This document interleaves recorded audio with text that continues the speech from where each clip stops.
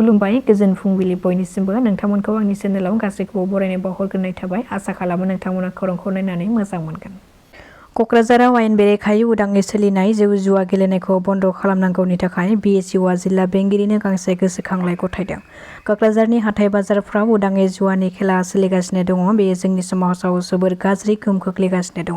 बेबादि उदाङै जुवा होनायखौ लानानै जायगानि सुबुंफ्रा बेखौ होबथानांगौनि थाखाय जोंनो गोबां खेब खावलायबाय थादों। आरोबाव कक्राझारनि गोबां ओनसोलनि हाथाइ बाजारफ्राव बेबादि जुवा होनायनि जों खौरां मोन्दों। बेखायनो जों जायफोर बिथांमोना बेफोर खेलाखौ होबाय थादों बिथांमोना बेबादि गाज्रि खामानिखौ गारनांगौ आरो गुबुन राहा लामा लानांगौ। मानोना बेफोरबादि जुवा खेला होनायजों जोंनि समाजा जौगाया जोबोद गाज्रि हालोदावसो थांगासिनो दङ। समाजखौ गाज्रि जाहोनायनिफ्राय रैखा खालामनानै मोजां राहा लामा लानांगौ होननानै खावलायदों BSUनिफ्राय। बावैसो सान सिगां जों समाजारि बिजोंनि गेजेरजों APWनि आफादगिरि नेहाथारि अभिजित शर्मा आरो धुबज्योति तालुकदारा बिस्वजित दैमारिनि हेंथायै ट्राइबेल माहारिखौनो लाजि फोनांनाय बादि अजद लाबोदोंमोन। बेबादि नंखाय अजद लाबोग्रा अभिजित शर्माया दायो खैफोदाव गोग्लैनो हागौ। मख'नो गोनांदि APWनि आफादगिरि अभिजित शर्मा आरो नेहाथारि धुबज्योति तालुकदारा बै सानखालि खौरां मेलनि गेजेरजों बिस्वजित दैमारिजों लोगोसे बारग' MLA दुलाल पेगु आरो सानैसो थिकादारनि हेंथायैबो अजदखौ लाबोदोंमोन। बे अजद लाबोनायखौ लानानै दुलाल पेगुआ गुवाहाटी गोजौ बिजिरसालिनि एडभकेटनि मदद लादों आरो APWनि सानै आफादगिरिनिसिम मोनसे नटिस फोसावदों एडभकेट सौरभ बरठाकुरा। बे फोसावजानाय नटिसनि गेजेरजों 15 साननि मादावनो जुदि APWनि सानै आफादगिरिया अजद होनायनि फोरमानखौ होनांगौ नङाब्ला आयेनारि राहा लानायनि हुमखि होदों। बेनि अनगायैबो APWनि हेंथायै 1 कौटि रांनि मान सिफायनायनिबो अजद होदों दुलाल पेगुआ।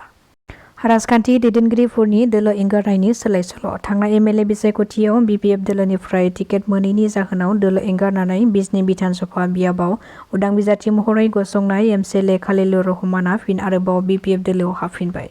बिसायख'थि गेलेनो थाखाय आं BPF हान्जाखौ नागारनानै हारसिं बिजाथि महरै बिसायख'थि गेलेदोंमोन। रायजो-राजाया बिसायख'थि गेलेनो थाखाय आंखौ दाबि खालामबाय थादोंमोन। बेखायनो हारसिं बिजाथि गसंनानैब्लाबो आं बिसायख'थिखौ गेलेदोंमोन। रायजो-राजानि थाखाय आं खामानि मावनांगौब्ला दायो हारसिङै जेबो मावनो हाया। बेखायनो रायजो-राजानि लुबैनाय आरो BTCनि चिफ हाग्रामा महिलारी बिथाङा आंखौ दोलोआव थाफिनो खावलायनाय लेखायै आं BPF दोलोआव फैफिनबाय होननानै बुंथिदों MCLA खालिलुर रहमाना। रायजोनि दाब दाब जायगायाव फिन आरोबाव सोमजिदों हाग्रानि मैदेरनि उदखार।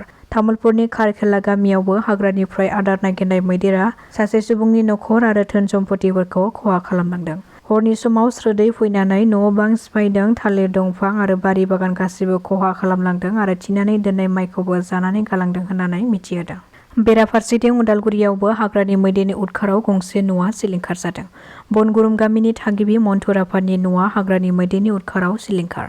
न' सिङाव थानाय मुवा बेसाद जालांनायजों लोगोसे बारियाव थानाय फिथाइ सामथाइफोरखौबो जालांदों होननानै फोरमायदों नखरनि सुबुंफोरा। हाग्रानि मैदेरा बेबादि उदखार खालामबाय थासेयावबो BTC सोरखारा बनगुरुम हालामाव सोमजिनाय मानसि आरो मैदेरनि दाङाबाजिनि सायाव जेबो नोजोर होआखै होननानै अजद होदों भुगिनांनाय नखरा।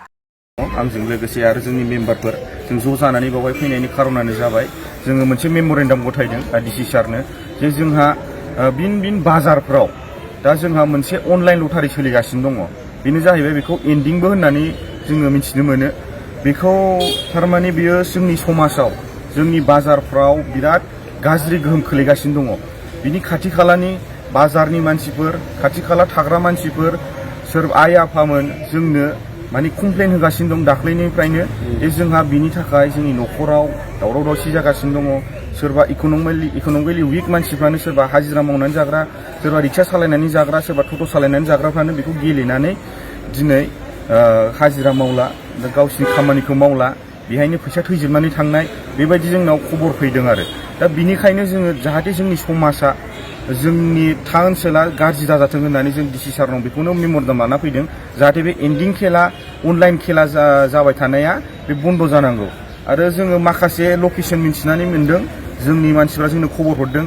जेरै जोंहा थिनालि बाजार, जोंहा दिनै बिसमुरि बाजार, आलांगि बाजार, बाथिपारा बाजार, दतमा बाजार, सेरफांगुरि बाजार, कुसुगाव बाजार बेफोराव बे एन्डिं खेलाया सोलिगासिनो दं। जाहाथे आङो जोंनि बिदा फंबाय आदामोनखौबो आं खावलायनो सानो जाहाथे आदामोनहाबो दस्रा सर्स नागिर खामायनो थाखाय बेफोरबायदिजों बे जुवा खेला माबा खेलाजों बिथांमोना खामायनो दासान। मानो होनबा बेजों जोंनि समाजा बिराद गाज्रि जानो सानो। जाहाथे आदामोनहा जोंनि फंबायमोनहा बे दस्रा सर्सखौ नागिर खामायनायनि थाखाय जाहाथे जोंनि समाजा मोजाङै मोजां सोलिलांबाय थायो।